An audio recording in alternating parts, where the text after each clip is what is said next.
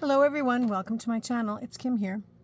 And today I have a little project. I want to do a couple of fabric journal covers, and I just thought I would turn the camera on and let you see how I work.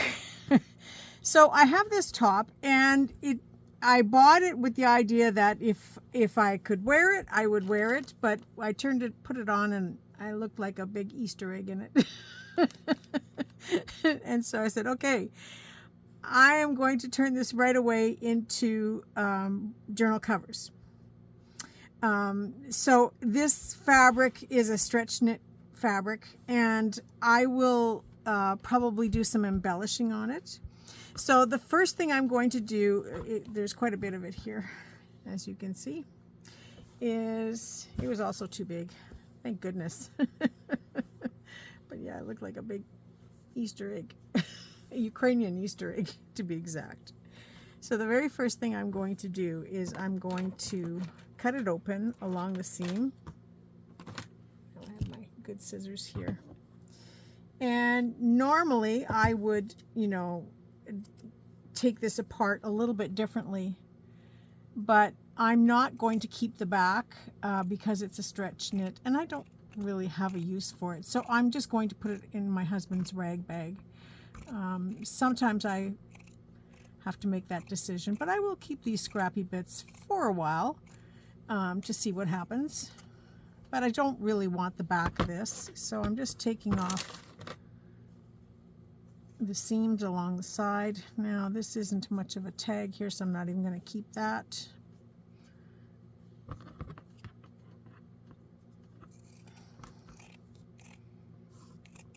Now this is going to be a soft cover journal.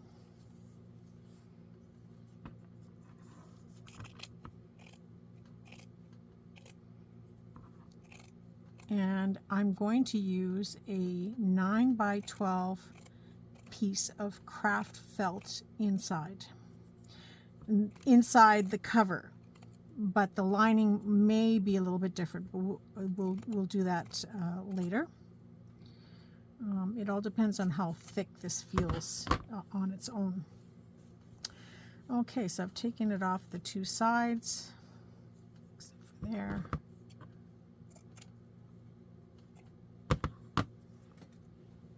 And now I have to do the two sleeves.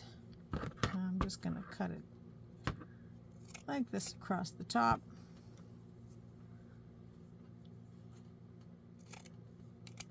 And there. So this will go into my husband's rag bin because he uses them all the time for painting and whatever else, cleaning up stuff.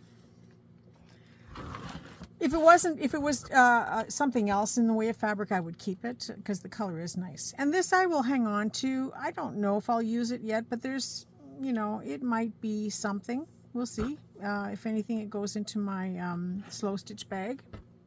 So this is the piece of fabric I have. It's a good size piece of fabric. So I'm going to turn it over because we're going to work from the back side first. Now I don't want this hem because this hem is going to be too thick along here. And they have serge stitched this across. So I'm just going to cut close to the edge of it. And I will put this also in my slow stitch pile because I may use it for making tabs. It's quite glittery, so there could be some fun elements added onto this. We will see. So usually I put all this stuff together in just like a little sandwich baggie until I am finished the journal and I no longer need these bits, and then I decide if I'm going to discard them or if I'm going to use them for other projects. So this is cute enough that I honestly could see just stitching a couple of pieces of flowers on here and some little beads, and that's an instant little tab to put on a journal page. So there's quite a bit here, so I will definitely use some of that in my project. But now I have a pretty clean piece of fabric to work with. I'm just going to spread it out here a little bit.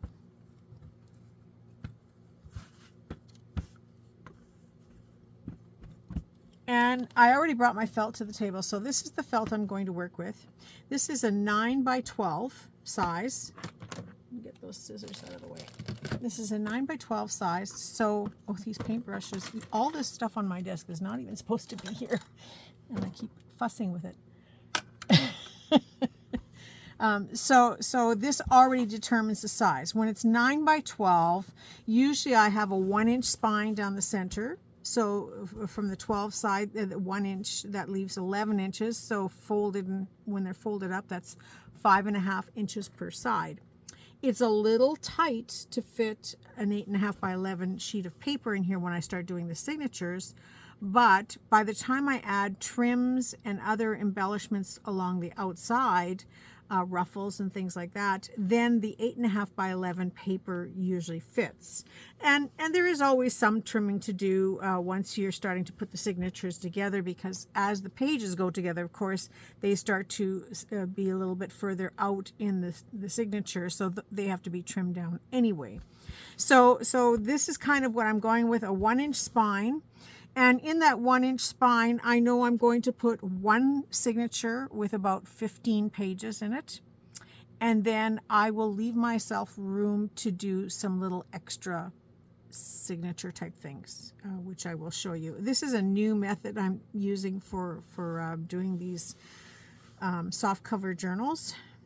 So I'm just going to move this over. Now I want to turn the edges of this.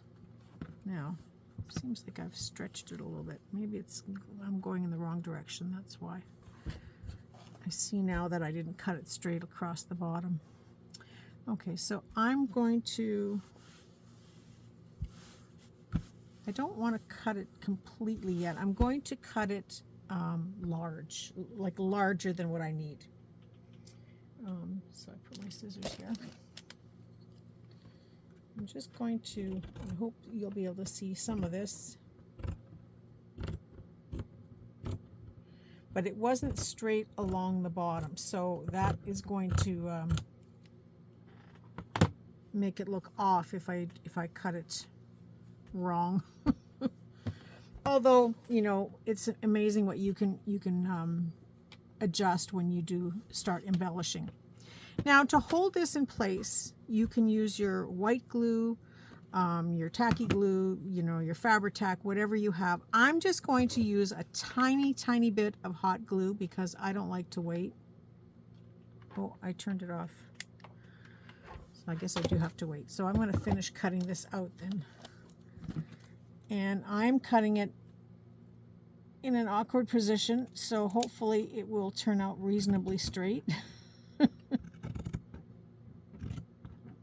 I know that there's not enough to do a full-size journal up at the top here, so I'm not too concerned about that.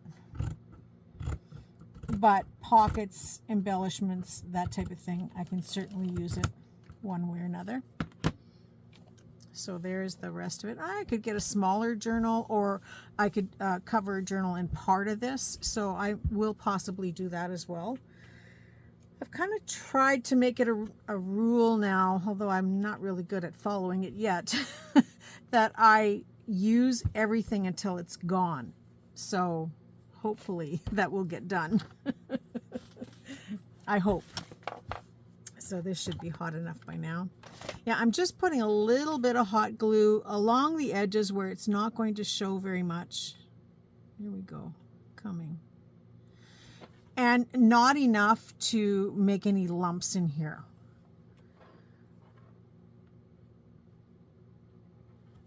Just to hold it in place. Now this is a stretch knit, so I do have to be careful that I don't pull it too much. That's why I'm tacking it down with the hot glue. You see everything I'm doing here? Just peeling back this corner here. Now the spine part of this will be done on the lining side, not on this side. Okay, so now I can move it over a little tiny bit.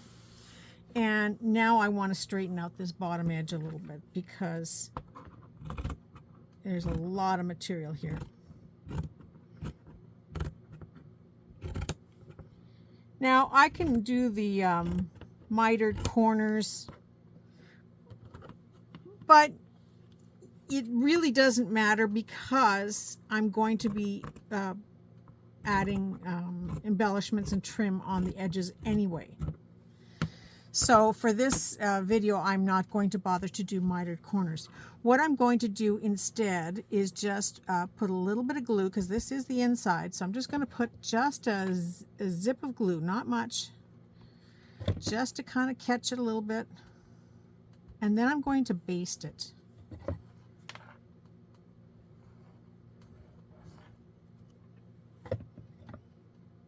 I just don't want it moving around on me and running away on me and stretching out too much. So I've just got a little bit of glue to hold it. I could have also pinned it, but I don't have my pins handy. And so I have a needle and thread here. And again, I know that this is not going to show in the end, but I'm going to now pick it up and start to baste it.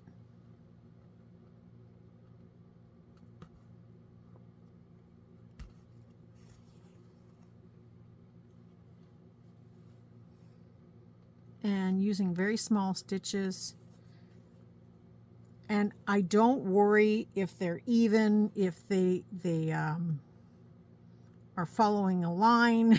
I just do a basic stitch because, again, we're not going to see this by the time I'm done. You are not going to know that my bad stitching was here. I went through the glue and now I just broke my thread.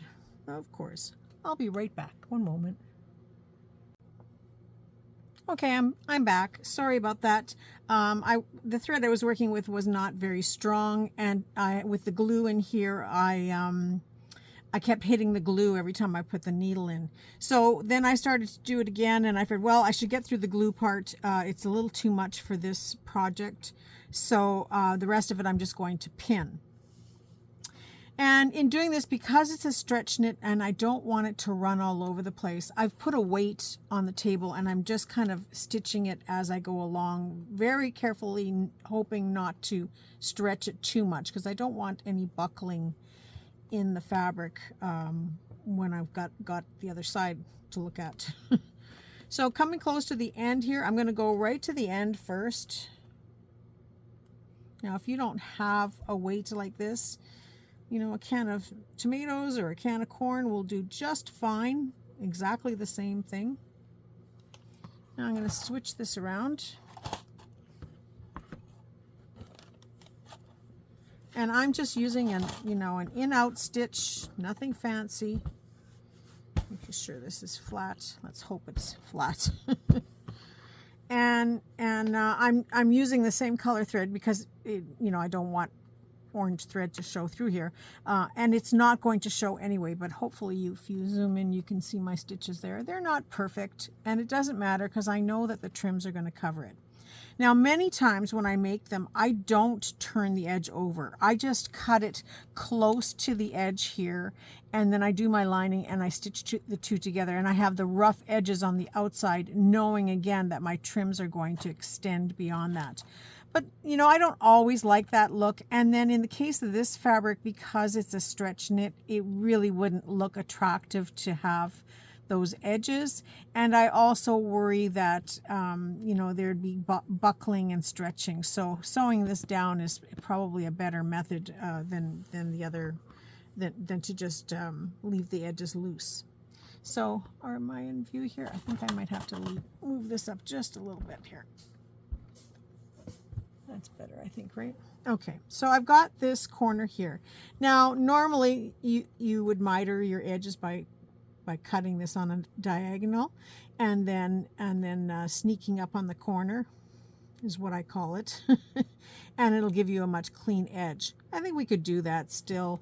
It won't be a perfect miter, but I'm just going to cut it sort of close to the edge there. And, just to make it easier for you to see, I'm going to do the same thing. Ooh, don't catch your needle, Kim, on this side.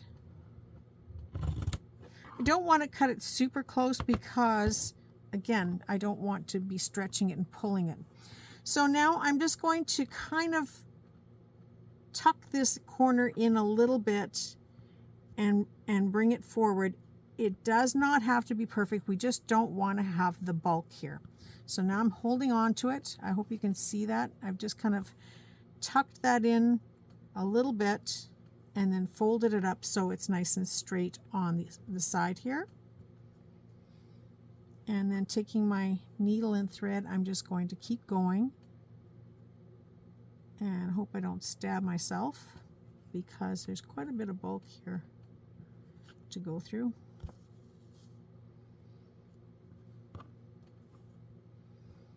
Okay, and a couple more in that corner.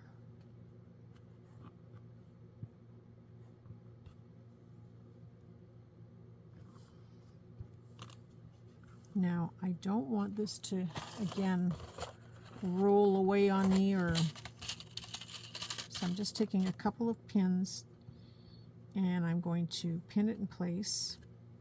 That's the thing with working with stretch knits, is you have to be mindful that you're pushing and pulling on it.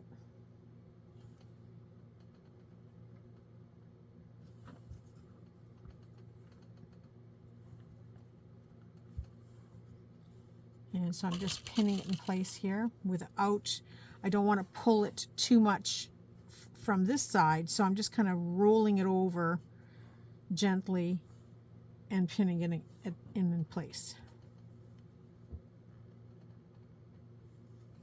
Sort of. Maybe.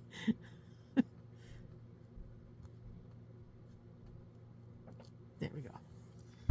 Okay, so that will kind of hold it until we get to the corner there, and I can continue sewing this edge down, knowing that I'm not pushing and pulling on it too much. Now the same would apply if you're doing regular fabric.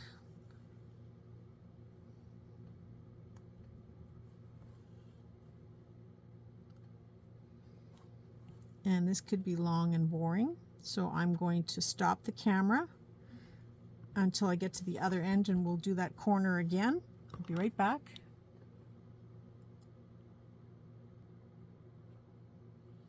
Okay, I'm back, and I've come to the corner here, ran out of thread, so I had to rethread another needle full. Usually I like to have 2 or 3 needles when I'm doing this, but didn't think about it today. So here I have this corner again. I had trimmed that down a little bit, so I'm just going to kind of fold it in kind of a little bit, just a tiny bit to get this pulled over, and then fold this up, and starting on the wrong side, or this side that you're looking at, I'm going to just feed the needle through here. I have to do this a little slower because I have a brand new full loaded thread here. And holding it in place, I'm going to just catch it a couple of times. It's not going to be perfect, and every time it's a surprise when I'm doing this. And whether I'm doing a stretch fabric or any kind of fabric, I always baste. I don't machine sew. And the reason for that is too many times when you machine sew, you're pulling the fabric from one direction, and then you get to the other end and you're short, or you're trying to wiggle it through, and the fabric slides around. It also means getting up to the machine and possibly changing colors, and there's just too many little factors, and it's no better done by machine than it is by hand, I find, because these are stitches that you're not going to see in the end anyway. When I go to stitch the fabric and the lining together, I will use the sewing machine, but on occasion I will still baste it one more time. And sometimes I'll do some fancier, slip stitch and things on the outside to join the two together, but it depends on what I'm doing, because if the slip stitching isn't going to show, there's no point in doing that, right? Okay, so I'm going to just roll this up and pin it and hope for the best. This is a stiffer felt than what I normally use, but I plan to do some slow stitching on the other side of this when I'm done, like some fun layers and collage. So it'll be all fabric collage that I do on top. So I'll bring you along for that when I'm at that point, but I'm just going to pin it in a couple places here. And then I can take the pins out and move forward as we go along. I'm not going to sit and do the whole thing with you. I'll show you the end when I get to the other end, but I'll just do a few more stitches and then so this is just pinning it in place and hoping that it's reasonably, this one looks a little rough.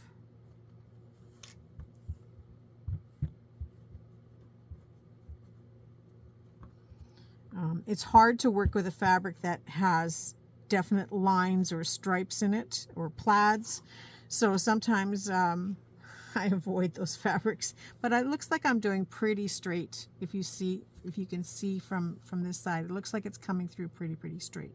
So I will continue now and go and finish to the other four corners, or the other two corners. I don't think you need to see that again. Like I said, it's just kind of sneaking up to get it so that it's not too bulky. And because I'm going to be stitching on top here afterwards, I'm really not too worried if anything's going to show or if there's going to be bulk in the middle. I should be able to cover that up. So I'm going to stop the camera now and I will be right back with the whole thing done, and then we'll flip it over and see how I did. Just a moment.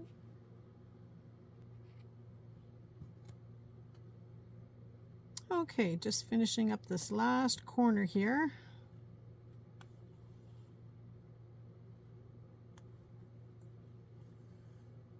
Worked pretty fast, eh? It's that I should have done a fast forward. That would have been interesting just to watch.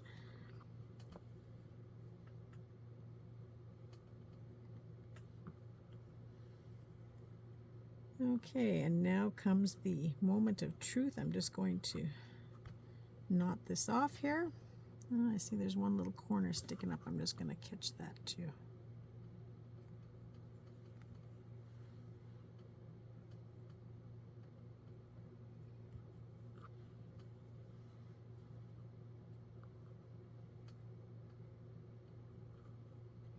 And I don't worry about it being too perfect because, like I said, they're going to be sewn together and embellished with trim.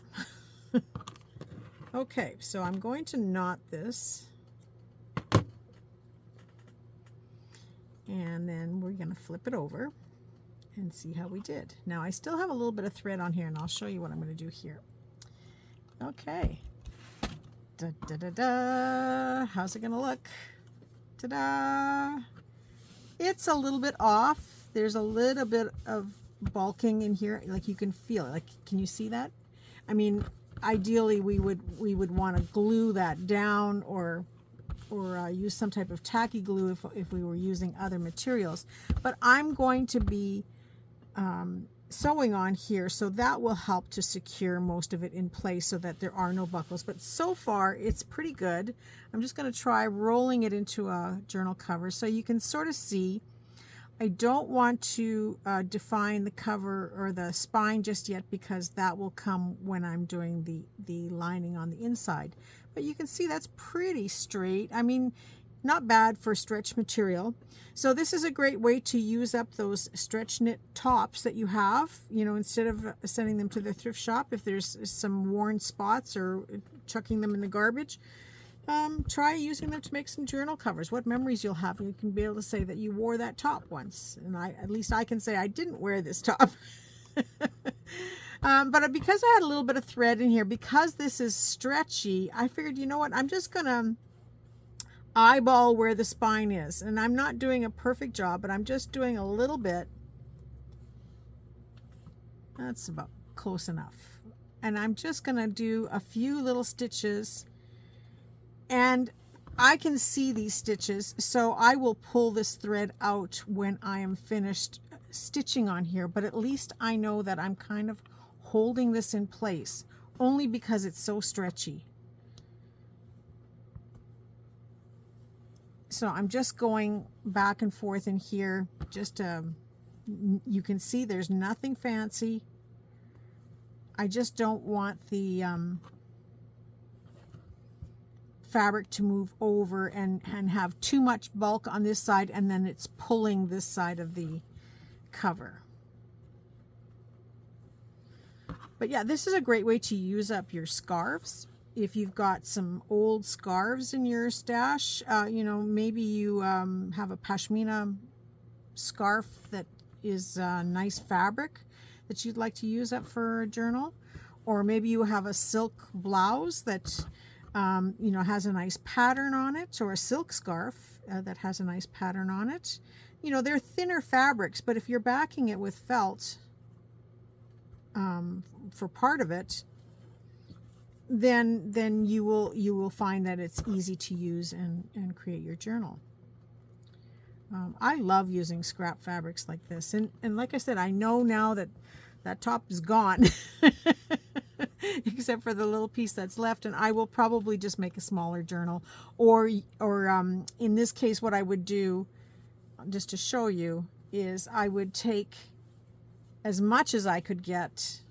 Now this has a long piece left over down here, but as much as I could get on this part, and then I would stitch it down wherever it ends instead of at the edge here, and then add another fabric over top, knowing that wherever the seam's going to be, I'm either going to do some decorative trims like laces or braids or something that would cover up that line of the two fabrics, and I would just overlap them a little bit, or even not at all, just butt up against each other, so that you can again cover the items with some type of a trim or braiding or beads or whatever you want to use, and then you can use two different types of fabric on the same piece. And this is a great way to use up your scraps. So if I have time, I will work on this second one, because like I said, let's make sure that we get all this stuff done and gone.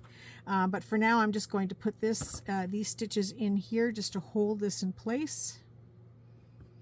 I could use pins, but I'm going to be slow stitching on here, and I don't want to be poking myself every time I turn something around and bleeding on my projects. And so just tacking it down like this is a great way to reinforce that it's not going to move around a lot. I can still feel movement in here, which is fine, but it's not going to move around once I start putting my trims and things on it.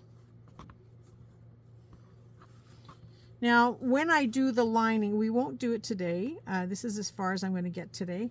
But when I do the linings, I don't add them on, and I don't work on them until I'm closer to having this part finished.